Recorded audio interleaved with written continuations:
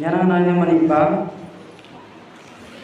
ஞனಗನಾನ್ಯವು ಆಗಾಸ ಅದೇ ஞனಗನಕ್ಕಲು ನಂಗೆ ಅಂತಿರಸಲೆ ఇంజన ఒప్పుకుంటేనంటే ఎలాగైనా దక్కుద్ది కరెక్ట్ మానంటే తమ్మాడిగా జ్ఞానజ్ఞానం తెలుగులేగా నీవు ఆశీర్వదింపబడాలంటే ఏం చేయాలి? మళ్ళీ నీళ్ళు మళ్ళా ప్రతి ఒక్కరూ ఆశీర్వాదం కావాలి కదా, అంతే కదా. ఆశీర్వాదం లేనిదే ప్రారంభం నుంచి ముగింపు వరకు ప్రార్థనలోనైనా ప్రసంగంలోనైనా ఎక్కడైనా ఆశీర్వాదం లేకుండా మనకి ఇష్టం ఉండదు. కాబట్టి ఆశీర్వాదం నీవు కావాలంటే ఏం చేయాలి? నేనైనా మీరైనా ఏం చేయాలి ఈరోజు తెలుసుకుందాం. అయితే అక్కడ ఆశీర్వాదం నీవు కావాలి, నాకు కావాలి. కానీ భూమి మీద ఎవరైనా ఆశీర్వాదం నాకు వద్దు అనేవాళ్ళు ఉన్నారా? ఎలాగైనా నాకు ఆశీర్వదింపబడాలి, దీవింపబడాలి అని ఆశిస్తుంటాం. కానీ ఆశీర్వాదం ఎక్కడి నుంచి వస్తుందో ఎవరిస్తారో అస్సలు తెలియదు. ఓన్లీ తెలుగులో మాట్లాడతాను, అర్థం అవుతుందా? ఒకవేళ అక్కర్లు నాగాలంటే నేను స్వరాలే నొప్పుంది సత్తు స్వర తెలుగులో కేనోలా కేనొత్తవే. ఒకసారి సామెతల గ్రంథము 10వ అధ్యాయం ఇంకేనవుతాయి గుర్తుదాకేనవుతాం. యెహోవ ఆశీర్వాదం ఐశ్వర్యం ఇచ్చును. కింద వచ్చిన తర్వాత చదువుకున్నాం. దేవుడు ఇస్తే అట మళ్ళీ అతే గణితం అంటే గనువు అంటే ఆశీర్వాదం అధికమవుతుంది. ఐశ్వర్యం ఇచ్చును అనవసీత దేవుడే ఇస్తాడు. అంత అదే ఓ నైను డక్కత తేలంటే పునామర గమాన్లే గంట తేలంటే దేవుడే ఇవ్వాలి. కానీ దేవుడిచ్చిన ఆశీర్వాదం చాలామంది పోగొట్టుకుంటున్నారు, వృధా చేసుకుంటున్నారు. కాబట్టి మళ్ళీ మిత్రులు ఈ భూమి మీద మొట్టమొదటిగా ఆశీర్వదించిన వాడు ఎవరు? ఈ భూమి మీద ఫస్ట్ ఆమెను కీతు నా అప్షిత్ అయితే నమ్మరు పోతే ఆదాము కదా. ఆదాము నేతికం అప్షిత్ అయితే ఇంత కంబో తీసి రొంగన్ అక్కేనోళ్ళని తెలిసి మీరు ఫలించి అభివృద్ధి పొంది విస్తరించి భూమి నిండించండి గంట ఒప్పుకుంది కదా. అయితే అతను గర్భఫలం గురించి ఆశీర్వదిస్తాడు. అయితే భూఫలం కోసం కాదు. అయితే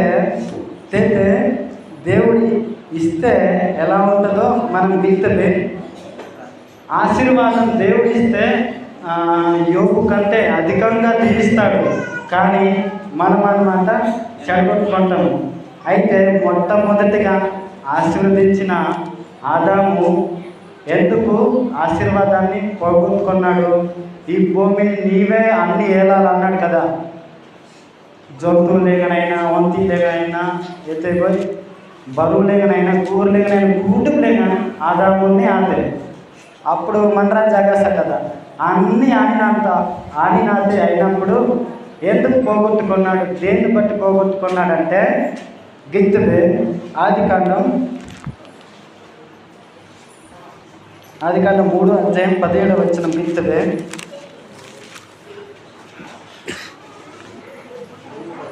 ఆదికాండం 3వ అధ్యాయం 17వ వచనం.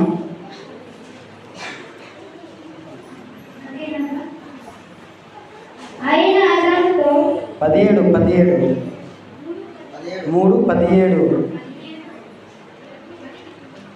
నీవు నీ భార్య మాట విని తినవద్దని నేను నీకు ఆజ్ఞాపించిన వృక్షఫలము తింటివి కనుక నీ నిమిత్తం నేల శపించబడి ఉన్నది. ఇటువైపు దేవుడు అన్నమాట ఒక మాట ఇచ్చాడు. మీరు మంచి చెట్ల తెలుగునిచ్చు వృక్షఫలము బంస నేర్సే అగల్లం నాచో ఆజంలో గామెతే కీతుమ ఆజంలోనే తీయతవే గామెతే. అయితే కీతుమ నా పేరున ఏరండంలో పోయి ఆనించి ఆడేది అంటే ఆజ్ఞను అతిక్రమించారు. కాబట్టి వారిని శపించబడ్డారు. అందుకు వాళ్ళు దేవుని మాట వినకుండా నీవు నీ భార్య మాట విని అంటే ఆయన అడుగుకరి నా పేరున అడిగితే కీతు నా పేరున అన్నగా తినవద్దని నేను నీకు చెప్పాను కదా. ఆ వృక్ష ఫలం నువ్వు తిన్నావు కనుక నీ వలన నేల శపించబడి ఉన్నది. ఆమె శపించబడింది, నేల మాత్రం శపించబడింది. అక్కడ పంట రాదు అని కాదు, నేల మాత్రం శపించబడింది. ఆ తర్వాత నేల మాత్రం శపించబడింది కానీ మనిషి కాదు. అయితే నువ్వు కష్టపడితేనే పంట తింటావు, చెమట కారిస్తేనే పంట వస్తుంది అన్నాడు. ఫస్ట్ నేల శపించబడినప్పుడు సారం ఇస్తుంది, కానీ నువ్వు కష్టపడితేనే వస్తుంది. మనం కూడా ఈ భూమి మీద ఎన్నో వ్యాపారాలు చేస్తాము, కానీ మళ్ళీ డజన్ కష్టపడైతే దిగితే నష్టం అయ్యేరా. ఎందుకు ఎప్పుడైనా తెలుసుకున్నారా?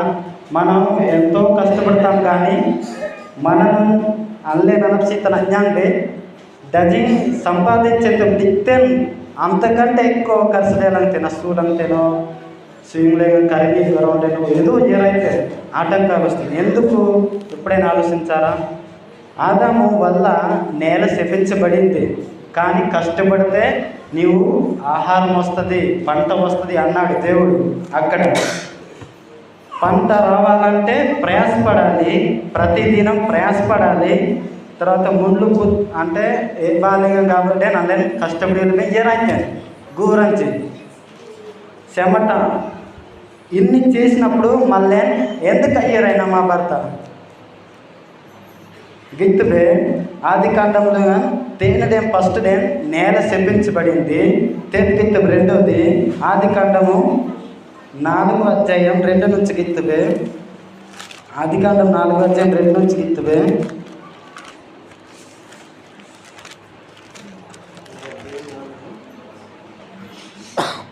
చదివితే తర్వాత ఆమె అతని తమ్ముడైన ఏబేలును కనెను అని అక్కడ చదువుకొని వెళ్తే ఇటువైపు కోడిన గిత్తబే 10వ వచనం. అప్పుడు ఆయన నీవు చేసిన పని ఏమిటి? నీ తమ్ముని రక్తము నీ తమ్ముని రక్తము యొక్క స్వరము నేలలో నుండి నాకు మొర్రపెట్టుచున్నది. గామెదేం తర్వాత జైతాసుదెత్తుబే 10వ వచనం, అది 11వ వచనం చదువుతాయి 4వ అధ్యాయం. కావున నీ తమ్ముని రక్తము నీ చేతుల నుండి పుచ్చుకొనిట్టుకు నోరు తెరిచిన ఈ నేల మీద ఉండకుండా నీవు శపించబడువు. తర్వాత నీవు నేలను సిద్ధపరిచినప్పుడు అది నీకు సారం ఇక మీద ఇవ్వదు. నువ్వు కష్టపడినా నీకు ఇవ్వదు. గమనితే ఎందుకు? అక్కడ దేవుని మాట వినకుండా తన భార్య మాట విన్నాడు కాబట్టి నేల శపించాడు. ఇక్కడేమో తన తమ్ముని చంపేశాడు కాబట్టి సారం ఇవ్వదు. గమనిత అంటే అగ్గూరపడే ఉడితేనే కష్టపడేయాలంటే ఆమె గూరితే నమా బాత రక్షించి రాదు కదా, దీలమనరా అజోవే కానీ ఎందుకు అజోవే అల్లేం మోయ అభ్యారా ఇంజనే ఆమె డీల బర్మాయిలో కార్పేరే బస్గా గూరితే ఎందుకు అగ్గూరే ఎందుకు అజ్జో అంటే ಅಲ್ಲಿ ಕನ ಆಂಜನಕ್ಕೆ ಸರಿ ನಮ್ಸೋಯ್ ಸರಿ ಆ ಬಾಂಡ ಜಿನಬೆ ಇನ್ನೇನು ಜನಂಡೆ ఒకవేళ ఎత్తవై పడ్డ డబ్బుతున్నాయి ఇంజన్ జనం కతర్తే అంబేన్ జనం కతర్తే దుబ్బే అయితే గిత్తబే ఆని నవ్వ నాకు ఏదైతే నచ్చేలే అంత లభం మన అంటే దూరంగా అత్తయ్యబడే ఎత్తగా అల్లే వ్యాపారం చేసిన ఏదో అల్లే తెమ్ములు వేసినండే జ్ఞాంతపు కానీ అల్లే పోతేదినండే కియ్యలు పెట్టే మళ్ళీ ఇంకా ఆశీర్వాదం మనకి రాదు. ఇంజన్ ఎరకనియే కదా అంటామా పాపరాన వస్తాయిలేకంటే నా పోయి మరి కియ్యలు పెట్టే అంతే నరాత్య తమ్మేన వస్తాయిలేకంటే గిత్తబట్టే ఒకసారి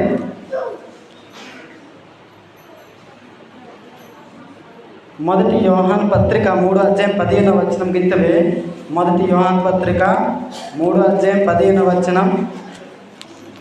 మొదటి యోహాను పత్రిక 3వ అధ్యాయం 15వ వచనం. తన సహోదరుని ద్వేషించు ప్రతివాడు నరహంతకుడు. అంటే మళ్ళీ పోతే కైండంలో వేజా బెర్డంలో వేజా ఏదే కాండ వేజనంటే ఎంతైనా కనర్ నీదా ఇంజ బెర్నాలి ఒకవేళ చూడాలి వినంటే తమ్మాడిలా బైబుల్లో ఎత్తుకంటే కేనోర్బా బోత్ ఏంటంటే ఆమె ఎవరైనా బోతు బాప్తిసం తీసుకున్న మనమందరము సహోదరులమే. కాబట్టి ఎవరు తన సహోదరిని ద్వేషించేవాడు నరహంతకుడు. మళ్ళీ బొమ్మలు కైండంలో వెళ్ళి కలిగేయాలి. కాబట్టి అల్లే అనప్సిత్తన చేయాలి. కాబట్టి మళ్ళీ అనప్సిత్తనాంగం వినంటే ఏదా మీరు మళ్ళీ నీతిగా మాడిపోతే వినొస్తేనే కనవడానికి నీతి లేదు తెలుసా. ఇర్మియా గ్రంథం తీసుకో ఒకసారి. ఇర్మియా గ్రంథం 12:4. ఇర్మియా గ్రంథం 12:4. ఇర్మియా గ్రంథం 12:4 చదివితే, భూమి ఎన్నాళ్ళు దుఃఖింపవలెను, దేశమంతట్లోని గడ్డి ఎన్నాళ్ళు వెళ్ళిపోవలెను. అతడు మన అందం చూడని దుస్తులు చెప్పుతుండగా దేశంలో నివసించు వారి చెడుతనం వలన భూ జంతువులను పక్షులు సమసిపోతున్నవి. మళ్ళేం టిత్తులైనా సరే, అల్లేం డగ్గునాలైనా సరే ఓడాలంటే పంచితే దళితే అంటే దాని అర్థం ఏంటి? మళ్ళీ ఆ పండించేది ఆ పంట కూడా మనకి రాదు. ఎందుకంటే మనం చేసిన పాపాలు, మనం చేసిన తప్పిదాలు బట్టే మనకి ఏమి రాదు. కాబట్టి నీవు ఆశీర్వదింపబడాలంటే కీర్తన గ్రంథం 133:1 చదువుతుంది. కీర్తన గ్రంథం 133:1 చదువుతుంది. కీర్తన గ్రంథం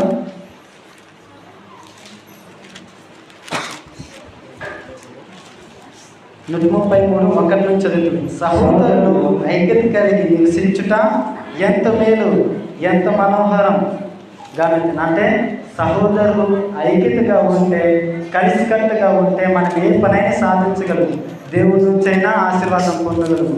మళ్ళీ మా ఐదు తక్కువ వెళ్ళే మళ్ళీ చెప్తున్న చేత 3 ఉంటుంది.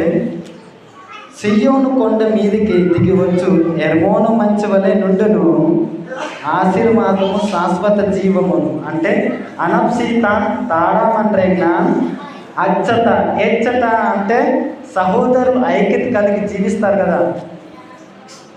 అంటే బాగుమని రాను ఎరలకైనవే ఎరలతో పోతే మైలేండ కొట్టేసి తేతే తాడామండ్రైన ఏతే గజరంటే అనప్సీత డబ్బు గామైతే. అంటే మళ్ళీ ఎందుకు అనప్సితను అయ్యరే అంటే ఎన్లేని ఎందుకు లేదంటే వ్యాపారం చేసిన రాదంటే మళ్ళీ బొమ్మన్రా బస్సుగా మట్టుకొని బట్టినే అన్నేంటే కణాలు కలంజరైతే అయితే కరణీదయ్యరైతే మళ్ళీ ఆశీర్వదింపబడాలంటే కలిసి ఉండాలి, ఐక్యతగా ఉండాలి, సహోదరులుగా ఉండాలి. ఎందుకంటే నేనే చెప్పినవి కాదు. ఇక్కడ అచ్చట అన్నాడు. ఎచ్చట అంటే పైన చెప్పాడు కదా. సహోదరులు ఐక్యత కలిగి నివసించుట ఎంత మేలు, ఎంత మనోహరం. గామే చైతన్ అనమాట. ఆశీర్వాదము శాశ్వత జీవితమును అచ్చట ఉండవలెనని యెహోవా చెల్లించి ఉన్నాడు. దేవుడే ఇస్తానన్నాడు. కానీ మనమే బొమ్మల అల్కైతే తర్వాత బొమ్మల అల్పం వెళ్ళే అంటే అనప్సిత అడ్డుకో అల్లేనా అయ్యేరా అనమాట. అనప్సిత మళ్ళీ నుంచే నేను అప్సితాత్మ నాకంటే. అందుకోసమే ఈ భూమి మీద ఆశీర్వాదం మాత్రమే నేను చెప్పాను, కానీ పరలోక ఆశీర్వాదం ఉంది. ఒకవేళ అవకాశం ఉంటే ఎప్పుడైనా చెప్తాను. కానీ ఈ భూమి మీద నేను ఆశీర్వదింపబడాలంటే కలిసి ఉండాలి. ఈ ఆశీర్వాదం కూడా సామెతల గ్రంథం 10:22 ఏమనున్నది? ఆశీర్వాదం శాశ్వతం కాదు, కొంతవరకే అన్నాడు. దేవుడు ఇస్తాడు కానీ అది ఆశీర్వాదం కొంతవరకే. ఫస్ట్ ఆకినోళ్ళది నాకంపల్లిగా డబ్బుతుంది. మళ్ళీ ఈ భూమి మీద బ్రతకాలి కాబట్టి దేవుడే ఇస్తాడు. ఇచ్చేటప్పుడు మనం తీసుకోవాలంటే మనము ఒకరితో ఒకరు కరెక్ట్గా అంటే బస్సుగా డబ్బులు ఆటోమేటిక్గా అల్లే ನಮ್ಮ ಸೂಲನ್ನೇ ಇದು ನಾವು ಅಪ್ಸಿತ ಇದ್ದೀವಿ. కానీ ఆ పేరు నా సత్తా ఒప్పుకునే సరే కనాజనండి ఆమండే ఆదాము ఆయన గీతు నా పేరున పేరైతే సరే లభం చెప్పించబడింది. రెండవది ఏంటంటే ఆవుప నాకు ఇయ్యరైతే కైనా సరే సార్ మీకు పంట రాదు. మళ్ళీ నాకు ఇయ్యేది అంటే బొద్దే ద్వేషించేది నేను రాదు. అయితే మళ్ళీ తమ్మాత వేజారు వెంటనే అల్లే ఆశీర్వదింపబడతాము. మూడోది ఐకితికి డబ్బులు ఇవ్వండి, దేవుడే ఇస్తాడు ఆశీర్వాదం. అంత మాత్రమే కాదు, నిత్య జీవం కూడా పొందు